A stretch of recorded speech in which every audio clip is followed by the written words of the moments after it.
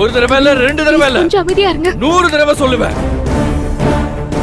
பணக்கார புத்தி தான் எங்க அப்பாவை அசிங்கப்படுத்த சொல்லிருக்கு. தம்பி கொஞ்சம் நிறுத்துப்பா, நிறுத்திக்க. விட்டா நீ பாட்டுக்கு பேசிக்கிட்டே போறியே. எங்க வீட்டு பொண்ணுக்கு எவ்வளவு சொத்து இருக்குன்னு தெரிஞ்சுக்கிட்டு தானே உன் காதல் வழியே வீசிருக்க. என்னமா இப்படி இப்ப அது கிடைக்காதுன்னு தெரிஞ்ச உடனே எங்கள பணக்கார புத்தி நீ சொல்ற? நீ அவகிட்ட வேலை பாக்குற ஆளு தானே? நீ முதலாளியே கல்யாணம் பண்ணிக்கணும்னு சொல்ற புத்திக்கு என்ன பேர் தம்பி? சொல்லு சொல்லு, அதை நானும் கேட்டு தெரிஞ்சுக்கிறேன்.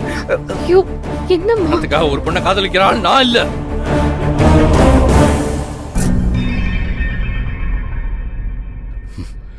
புனிதா மேல நான் வச்சிருக்கிற அன்பு உண்மையானது.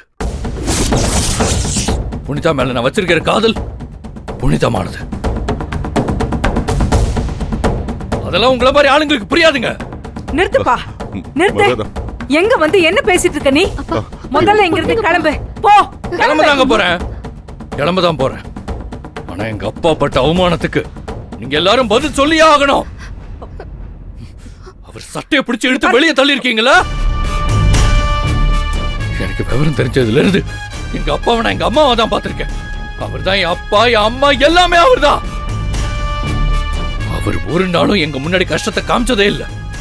யார் முன்னாடியும் தலை குனிஞ்சு நின்னது இல்ல. எங்க கிட்ட பணம் இல்லாம இருக்கலாம், ஆனா சுயமரியாதை இருக்குங்க. அந்த சுயமரியாதை முக்கியம் முக்கியம் சொல்லி சொல்லிதான் எங்க அப்பா எங்களை வளர்த்திருக்காரு. யார் முன்னாடி கை கட்டி நிக்காத ஒரு மனுஷனை நீங்க எல்லாரும் சேர்ந்து வீட்டை விட்டு துரத்திருக்கீங்களா? என்கிட்ட அதை சொல்லாம ஒரு நாள் ஃபுல்லா மனசுக்குள்ளே வச்சு புழுங்கிட்டு இருந்திருக்காரு. நானும் நம்பினேன், இந்த வீட்டுல அவருக்கு எதுவும் தப்பா நடந்திருக்காதுன்னு நம்பினேன். ஆனா எல்லாத்தையும் எல்லாரும் சேர்ந்து உடைச்சிட்டீங்களே. புனிதாவை காதலிச்சது நான். என்ன கோபம் இருந்தாலும் என்ன கூப்பிட்டு வச்சு பேசிருக்கணும். எங்க அப்பா என்னங்க பண்ணாரு? நண்பனோட குடும்பங்கிற உரிமையில எங்க அப்பா இங்க வந்து பேசிட்டாரு. அது தப்பா? ஒரு நிமிஷம், ஒரே ஒரு நிமிஷம். வயசு அனுபவத்தையும் மதிச்சிருந்தா இப்படி எல்லாம் பண்ணிருக்கவே மாட்டீங்க. ஆனா நீங்க எல்லாம் நினைக்க மாட்டீங்களே. ஏன்னா பணமும் உங்களோட போலி கௌரவமும் அப்படி நினைக்கிறதுக்கு விடாது இல்ல.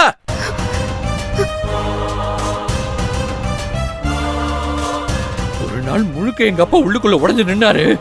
அப்ப கூட உங்க யாரையும் அவரு விட்டு கொடுக்கல. அதுதான் என் பெரிய மனுஷத்தனம்.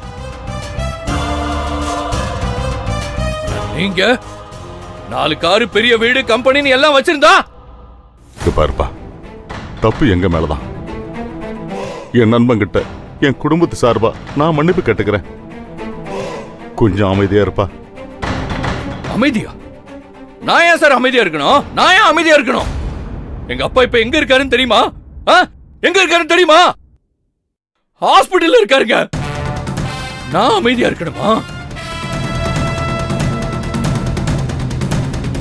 நடந்த எந்த விஷயத்தையும் சொல்லாம உள்ளுக்குள்ளே வச்சிருந்திருக்காரு. மரியாதையா அன்பும் தான் மனுஷனுக்கு சொத்துன்னு சொல்லி கொடுத்த எங்க அப்பாவுக்கு அது இல்லன்னு சொல்லி இந்த குடும்பமே அதை சொல்லிருக்க. அவர் என்ன பாடுபட்டிருப்பாரு? இப்ப எங்க அப்பா சீரியஸ் ஆகி ஹாஸ்பிடல் அட்மிட் பண்ணிருக்கேன். இந்த நிமிஷம் வரைக்கும் உங்க யாரை பத்தியுமே அவர் தப்பாவே சொல்லல, விட்டும் கொடுக்கல.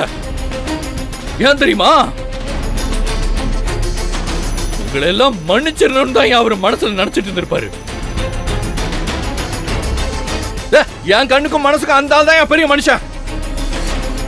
இப்ப சொல்றேன், எல்லாரும் நல்லா கேட்டுக்கோங்க. எங்க அப்பாவுக்கு மட்டும் ஏதாவது ஆச்சு, யாரு என்னன்னு கூட பார்க்க மாட்டேன். அவரை கழுத்தை பிடிச்சு வெளியே தள்ளுறது யாரா இருந்தாலும் எனக்கு கவலை கிடையாது. எல்லாரும் பதில் சொல்லியே ஆகணும்.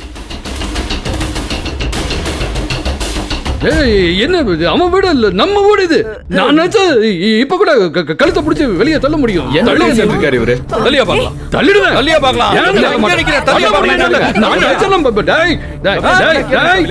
நான் கழுத்தை பிடிச்சு வெளியே தள்ளிடுவேன். கழுத்தை பிடிச்சு வெளியே தள்ளிடுவேன். கபிலன் இங்க பாருங்க ப்ளீஸ். கபிலன் தயவு செஞ்சு இங்க இருந்து போயிடுங்க ப்ளீஸ். இங்க இருந்து போயிடுங்க ப்ளீஸ் கபிலன்.